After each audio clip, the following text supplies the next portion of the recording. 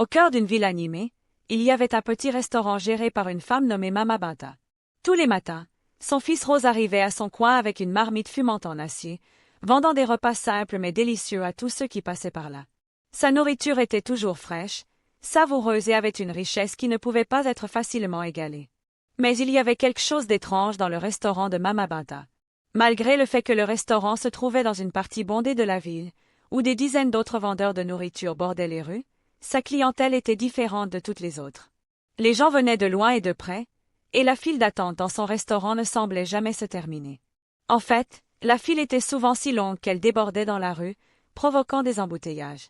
Curieusement, personne ne pouvait jamais comprendre pourquoi sa nourriture était si irrésistible. D'autres vendeurs essayaient d'apprendre son secret, mais Mama Bata souriait mystérieusement et disait que la nourriture était faite avec amour. Certains spéculaient qu'elle avait des pouvoirs mystérieux, tandis que d'autres croyaient que c'étaient les épices qu'elle utilisait, transmises de génération en génération. Avant que le restaurant de Mama Bata ne devienne une sensation, elle n'était qu'une vendeuse parmi tant d'autres, luttant pour joindre les deux bouts. Sa nourriture, bien que préparée avec soin et passion, n'attirait tout simplement pas assez de clients. Peu importe à quel point elle travaillait, son magasin restait inaperçu, et la lutte constante l'avait laissée épuisée et frustrée.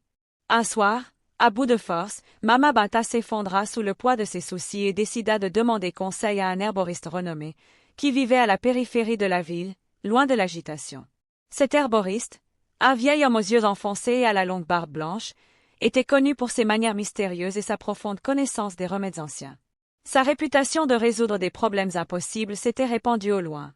Mama Bata arriva chez lui, le cœur lourd d'inquiétude, et lui expliqua ses problèmes, déversant le poids de ses difficultés. « Ma nourriture est bonne, mais elle n'attire pas les gens.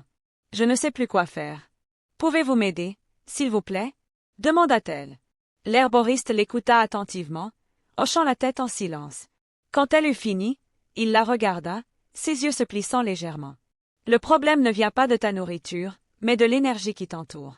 La ville, les gens, ils ne sont pas connectés à ton esprit, à ton essence, dit-il en tapotant du doigt sur la table en bois.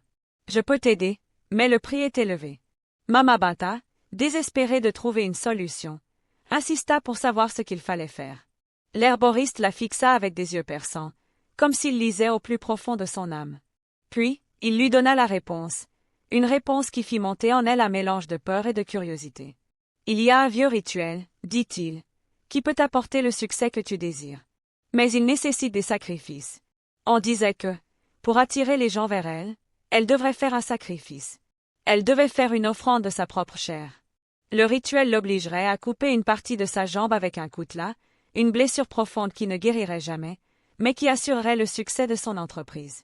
Le morceau de chair serait pris et utilisé dans un rituel sacré au sanctuaire de l'herboriste. En échange de ce sacrifice, l'univers ouvrirait ses portes et son magasin attirerait une foule comme jamais auparavant.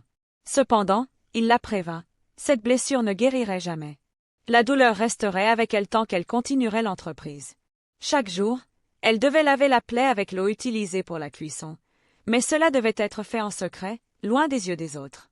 Le prix semblait élevé, mais le poids du rêve de Mama Bata pesait sur elle. Elle avait besoin de réussir, elle n'avait pas d'autre choix. Avec des mains tremblantes, elle accepta le rituel. L'herboriste prépara tout en silence, et bientôt, sous sa direction attentive, Mama Bata sentit l'acier du coutelas lui trancher la jambe, laissant une blessure qui brûlait d'une douleur intense. C'était une douleur qui ne s'estomperait jamais, ni avec le temps, ni avec aucun médicament. Lorsque le rituel fut terminé et que la chair fut prise, elle sentit une étrange sensation la submerger. Une sorte de pouvoir semblait l'envelopper, comme si la terre elle-même lui ouvrait ses bras. Ses jambes fléchirent sous la douleur. L'herboriste se tenait derrière elle, sa voix basse et sérieuse. « Ton chemin est maintenant tracé. Garde le secret, ou tout sera perdu. » Ainsi, l'entreprise de Mama Bata commença à se développer. Les clients arrivèrent par vagues, chacun plus impatient que le dernier. Le mot se répandit rapidement. Sa nourriture avait une saveur incomparable, surpassant tout le reste dans la ville. Mais, au fil des jours, la blessure sur sa jambe s'aggrava, un rappel constant du prix qu'elle avait payé. Elle suivit soigneusement les instructions de l'herboriste. Chaque jour, elle lavait la plaie avec l'eau utilisée pour la cuisine, en s'assurant que personne ne la voyait faire. La plaie restait vive et profonde, une marque ouverte des sacrifices qu'elle avait faits pour son succès. La nuit, alors qu'elle fermait son restaurant, Mama Bata jetait un coup d'œil à sa jambe. Elle pouvait sentir la douleur lancinante sous sa peau, mais elle ressentait aussi autre chose, une étrange satisfaction liée au bassin inébranlable des personnes qui dépendaient de sa nourriture. Alors qu'elle souriait, son magasin prospérait. La file de clients de Mama Bata s'allongeait de jour en jour.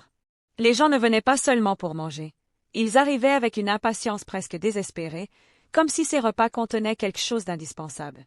Certains se réveillaient avant l'aube juste pour s'assurer une place, tandis que d'autres, trop impatients pour attendre, lui proposaient de l'aider à laver les assiettes ou à vendre de la nourriture, espérant être servis en premier. Ce désespoir ne passa pas inaperçu. Les autres vendeurs de nourriture sur le marché commencèrent à se plaindre entre eux. Leurs affaires souffraient. Leur restaurant était déserté alors que les clients affluaient vers Mama Bata. Des murmures de jalousie et de suspicion emplissaient l'air. Elle doit utiliser quelque chose, disait un vendeur en secouant la tête, observant la file interminable de clients. Oui, comment peut-elle attirer autant de monde? Sa nourriture ne peut pas être si spéciale. Ajouta un autre. Elle a fait quelque chose d'anormal. Les rumeurs se répandirent comme un feu. Certains affirmèrent que Mama Bata avait rendu visite à un herboriste puissant un jour. Un groupe de vendeurs se rassembla près du coin du marché. Leur voix était basse, mais remplie de colère. Elle a pris tous nos clients, dit un vendeur. Nous gagnons à peine de quoi nous nourrir. Nous devons faire quelque chose. Un autre ajouta, nous ne pouvons pas la laisser détruire nos moyens de subsistance. Pendant ce temps, Mama Bata restait inconsciente de l'hostilité croissante autour d'elle. Elle se concentrait sur son travail, préparant soigneusement ses repas et maintenant le rituel secret avec sa jambe blessée. Chaque matin, avant l'ouverture du marché, elle lavait la plaie avec l'eau de cuisson, comme l'herboriste l'avait indiqué, s'assurant que personne ne la voie. Mais le ressentiment des vendeurs ne cessait de croître. Les tensions montèrent jusqu'à ce qu'une vendeuse, Shade, décide de prendre les choses en main. Shade, dont le restaurant était juste en face de celui de Mama Bata, se mit à surveiller chacun de ses mouvements. Elle était déterminée à découvrir le secret du succès de Mama Bata, convaincue que c'était la clé pour sauver sa propre entreprise en déclin. Une nuit, après la fermeture du marché, lorsque Mama Bata avait tout rangé, Shade la suivit discrètement.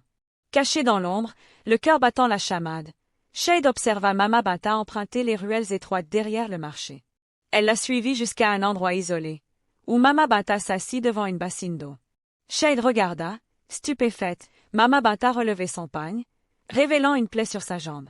La blessure était crue et suintante, le genre de blessure qui aurait dû guérir depuis longtemps. Mais au lieu de la traiter avec des médicaments, Mama Bata plongea un linge dans l'eau de cuisson et commença à laver la plaie. Son visage affichait un mélange de douleur et de soulagement. Le souffle de Shade se bloqua dans sa gorge. Elle avait entendu des histoires de tels rituels, mais n'avait jamais cru qu'ils étaient réels. Maintenant, en le voyant de ses propres yeux, elle ressentit un mélange de peur et de colère. Comment Mama Bata pouvait-elle utiliser des moyens aussi sombres pour attirer tous ses clients? Ce n'était pas juste. Le lendemain, Shade chuchota ce qu'elle avait vu à d'autres vendeurs, mais personne ne la crut. Plus tard dans la journée, ils approchèrent Mama Bata, mais celle-ci nia immédiatement. Mama Bata, troublée, se demandait comment Shade avait pu la voir. Shade, avec défi, déclara « Je l'ai vu, et si vous ne me croyez pas, goûtez sa nourriture pour le vérifier vous-même. » Certains la regardèrent avec incrédulité, tandis que d'autres l'accusèrent d'être simplement jalouse de la popularité de Mama Bata. Cependant, Shade continua de surveiller Mama Bata, convaincue qu'elle finirait par prouver ses dires. Une nuit, alors que le marché fermait et que Mama Bata pensait être seule, Shade la suivit à nouveau. Mama Bata sortit une bassine d'eau et, en silence, répéta son rituel. Cette fois, Shade s'approcha davantage et vit clairement la plaie, enflée, suintante de sang, et dégageant une odeur nauséabonde. Mama Bata pleurait de douleur, mais elle continuait à tremper un linge dans l'eau de cuisson pour nettoyer la plaie. La chair autour de la blessure était sombre et pourrie, et Shade vit un insecte ramper hors de la peau infectée. Le cœur de Shade se souleva, et elle ne put plus contenir son choc et son dégoût. « Mama Bata, que fais-tu » cria-t-elle en sortant de l'ombre. Mama Bata se figea, son sang glacé. Elle tenta rapidement de couvrir la plaie, mais il était trop tard. La voix forte et perçante de Shade résonna dans le marché. Elle lave sa blessure avec la même eau qu'elle utilise pour cuisiner. Cria Shade, sa voix tremblante de colère et de dégoût. Tout le monde, venez voir. Le secret de Mama Bata, c'est la méchanceté. Les vendeurs et les clients, attirés par le tumulte, commencèrent à se rassembler. Shade, pointant un doigt accusateur, poursuivit. Vous avez vendu de la nourriture contaminée aux gens pour attirer des clients. Voilà pourquoi votre fil ne se termine jamais. Mama Banta tomba à genoux, les larmes coulant sur son visage. S'il vous plaît, supplia-t-elle d'une voix brisée. Ne le dites à personne. La foule, choquée, la regarda en silence, l'air partagé entre colère, dégoût et incrédulité. Le secret de Mama Banta était désormais dévoilé, et son succès fulgurant semblait sur le point de s'effondrer. Je n'avais pas le choix. Je voulais que mon entreprise survive. Je t'en prie, Shade, ne fais pas ça.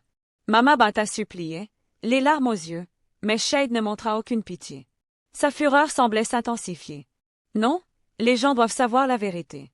Tu nous as tous trompés, Mama Banta, et nous en avons assez.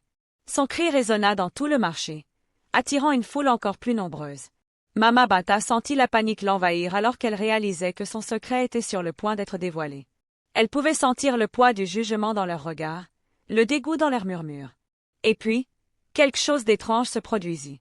Mama Banta serra sa jambe, son visage se tordant d'agonie.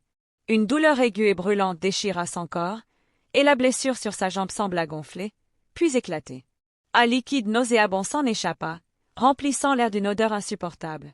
Des asticots se répandirent au sol, et la foule recula d'horreur. Non, non, cria Mama Banta, sa voix brisée et désespérée. Elle fixait la plaie, ses yeux écarquillés de terreur. Sa respiration devint haletante, et son corps trembla de manière incontrôlable.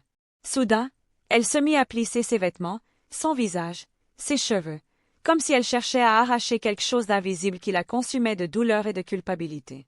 La foule regarda, pétrifiée, tandis que Mama Banta commençait à gémir. Sa voix résonnait dans le marché, ses mouvements devenaient erratiques. Elle trébucha à travers les étals, murmurant des mots incompréhensibles. « Ils viennent pour moi? Les esprits. Ils ne me laisseront pas partir. » L'odeur de la plaie empira, une puanteur si insupportable que les gens commencèrent à reculer, se couvrant le nez. Partout où elle passait, le sol était taché de ce liquide sombre et infecté.